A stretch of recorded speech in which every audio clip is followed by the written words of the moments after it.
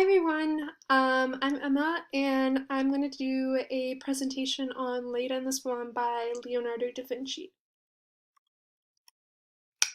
So, Leda and the Swan, the subject is of Leda being seduced by Jupiter or Zeus, who is disguised as a swan, and then their children are hatching from the eggs, and the children symbolize the two brothers of Dioscura, Castor and Pollux, and the future birth of Helen and Clytemnestra. So, in 1501 to around 1506, the Leonardo was said to be in Florence making a sketch of Leda and the Swan after returning from a mapping campaign with Cesare Borgia. Then, around 1516 to around 1519, Leonardo was said to have made his second sketch of the subject in Fontainebleau. Um, and unfortunately, now we do not have the original Leda and the Swan. It was lost at some point in history, and the only thing we have left are these two sketches done by Leonardo.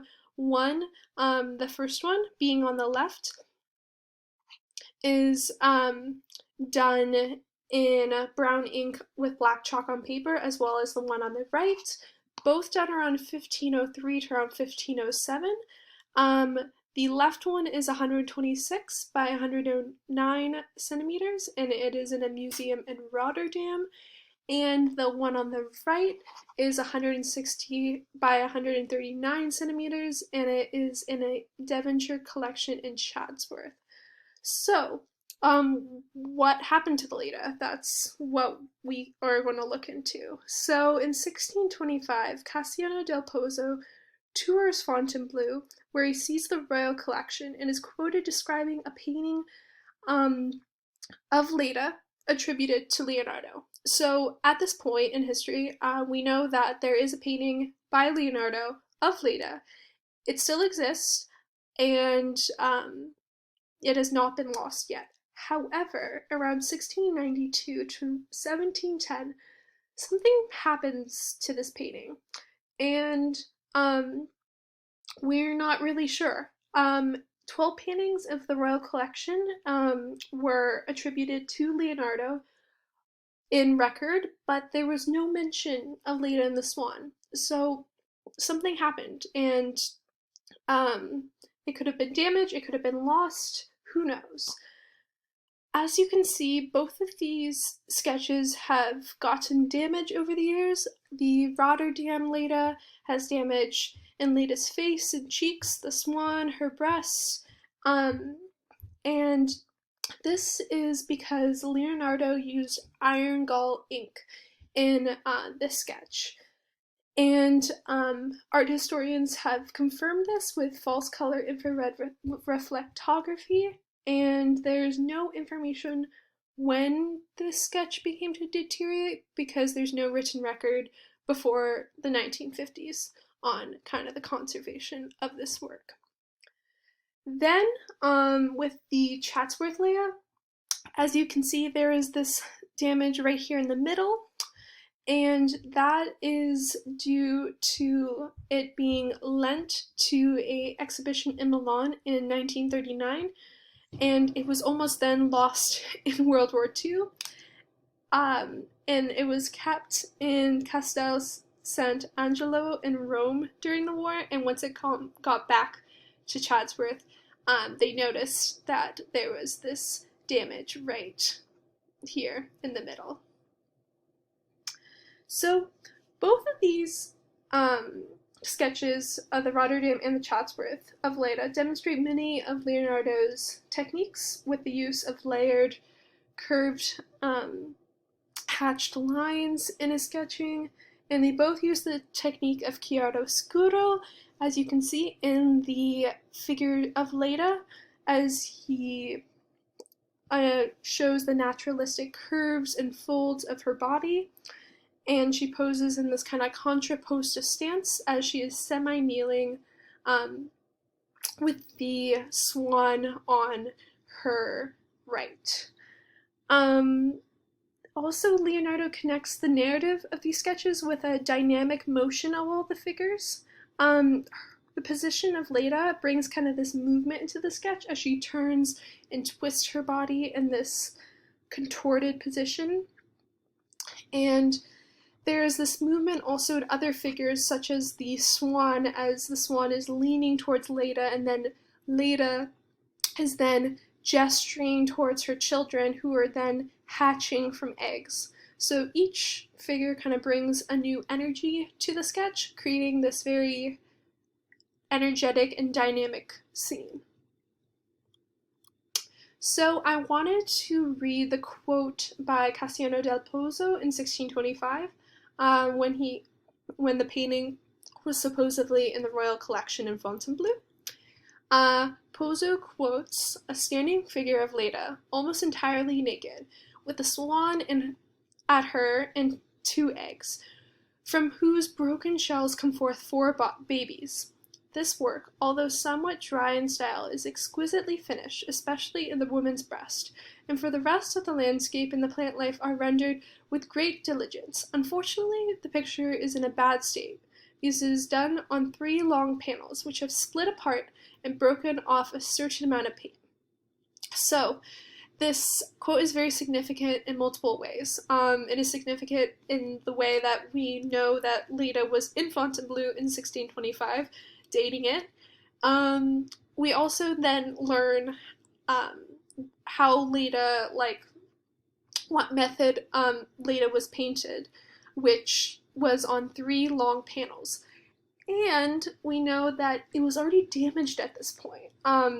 He describes this kind of broken off a certain amount of paint on, and the panels being split apart. So there's definitely something that happened before Pozzo saw Leda. And we also know that this was a finished work. He describes her as exquisitely finished, in that the landscape was also great diligence and rendered with great diligence. So it really shows that this was a finished painting. It wasn't just a sketch, and there's already damage occurring on it. So, when Leonardo was painting Leda, he did a lot of different studies of the different positions Leda could be in. His studies include 2 different positions, one being the semi-kneeling position and one being the standing position. The 2 sketches that remain are both in the semi-kneeling position, and here are 2 studies, both in Windsor Castle, of Leda in this kind of contorted semi-kneeling position. Here are some more studies of Leda. These ones are of her standing. These first 2 are both in Windsor and Castle, and these second 2, the first one is in Paris, and this last one is in Ambrosiana in Milan. So we saw that when we went to Milan. And I'm particularly interested by the last 2 because they both include other studies of Leonardo on the same piece of paper as his study of Leda. As you can see in this one, it's this interesting juxtaposition of the beautiful figure of Leda with his study of weapons, which is quite interesting. And then this last one is, you can see the small figure of Leda right here amidst his study of geometric shapes. So it kind of really shows his thought process and his artistic process when he was thinking about Leda, as well as other objects and ideas at the time.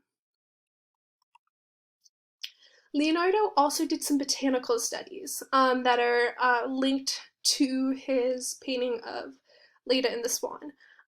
And the 2 botanical studies that are especially linked to his Leda and the Swan are the cattail, which is on the left, and the Star of Bethlehem on the right.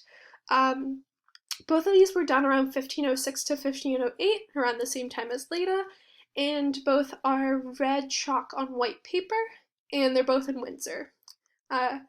And we all know that Leonardo was very interested in kind of symbolizing different things in his botany, and like he definitely wanted them to have significance in his paintings.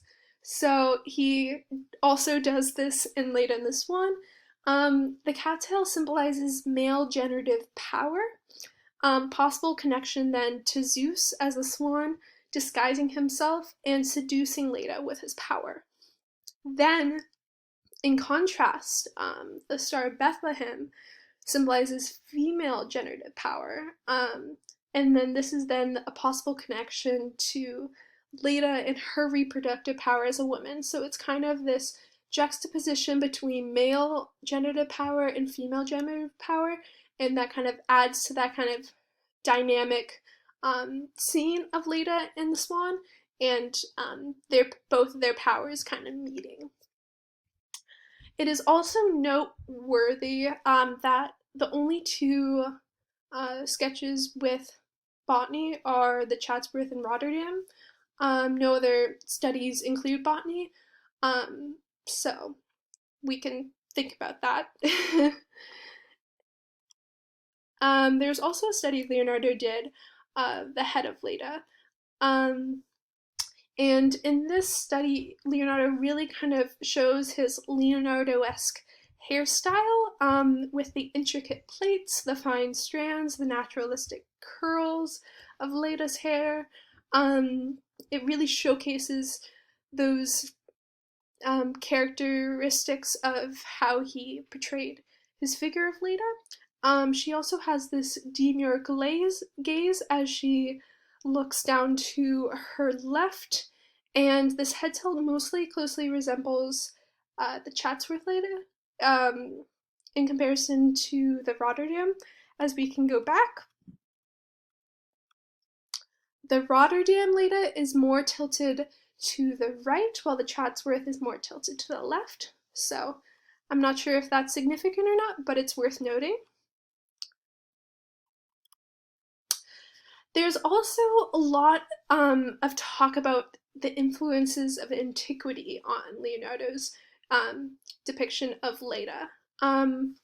Kenneth Clark and Ludwig Goldscheider believe that the antiquity of the Hellenistic motif of the kneeling Venus and a domine influenced the semi-kneeling Leda of Leonardo.